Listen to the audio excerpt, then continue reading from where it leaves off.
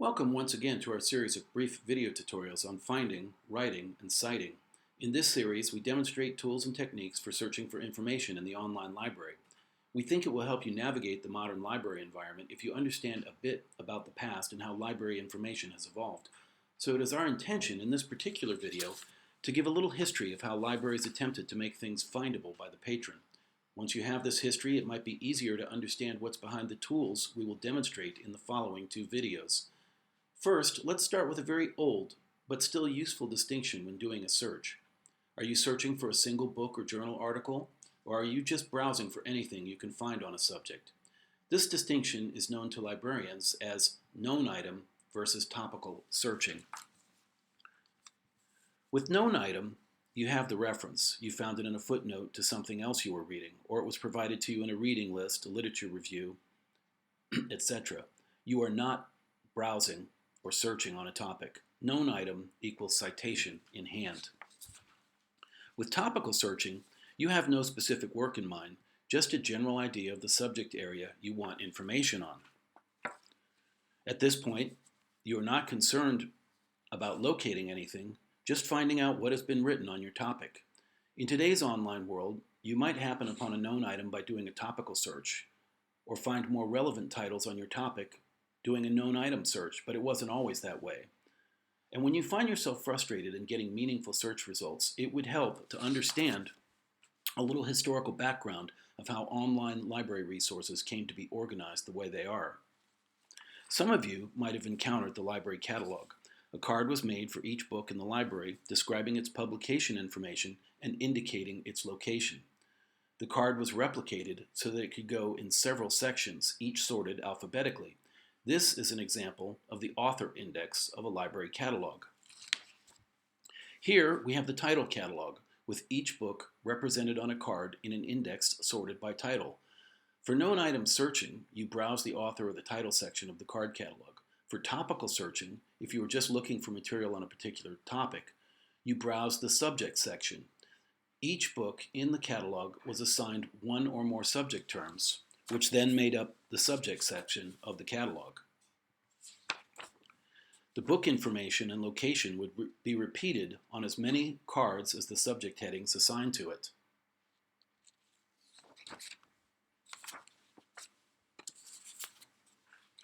Compare that to today's full-text searching, in which you are able to discover a book not only by the author, the title, and the subject terms assigned by librarians, but the entire text, literally every word in the book, is discoverable.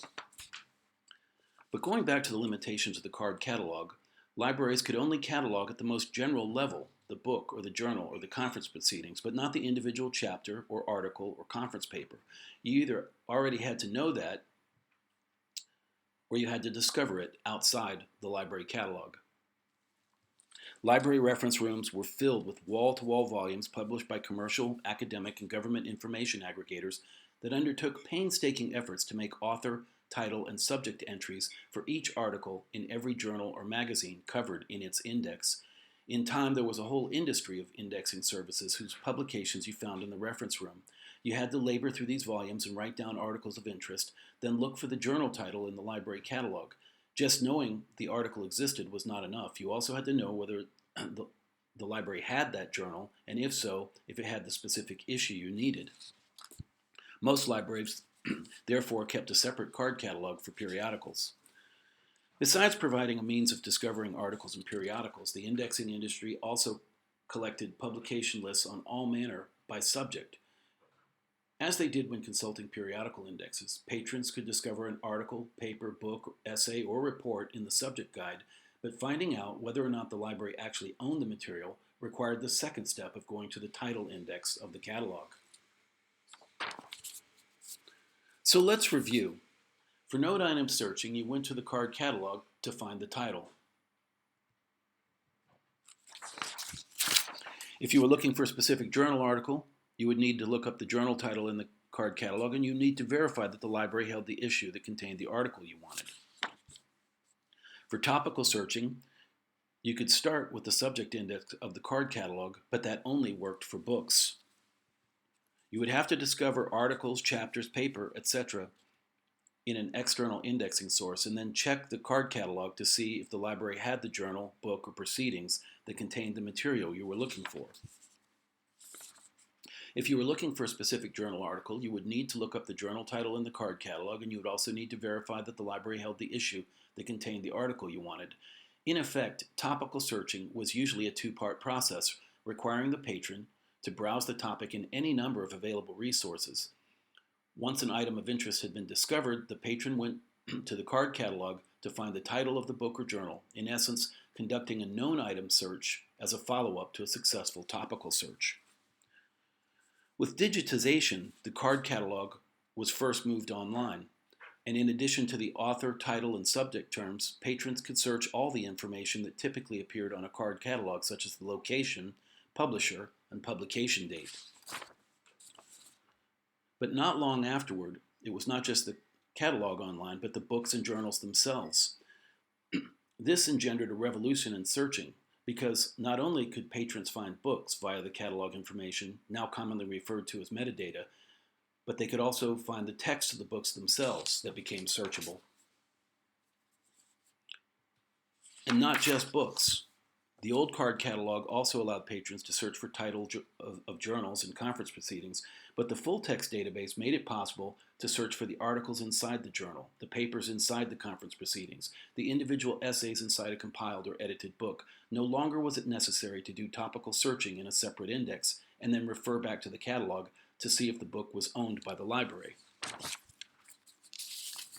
In other words, discovering the existence of material on a desired topic was not necessarily a separate step from finding out its availability and getting access to it. But one consequence of the new system was that patrons doing research online were deluged with too much information. This meant that searching for known items became less intuitive, as the words in the title of the book you were looking for matched the words in the text of numerous other works that you were not looking for.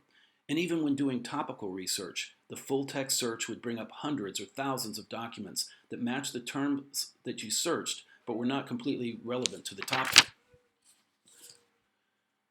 Now that you know a bit of the history of library research, we hope it will provide a useful context for our next two videos. The first is a demonstration of what resources WMU library patrons should use when they already have a known item. The second is an advanced tutorial on techniques you can use for topical research in today's library environment. Tactics you can use to navigate the vast sea of information to achieve comprehensive yet relevant search results.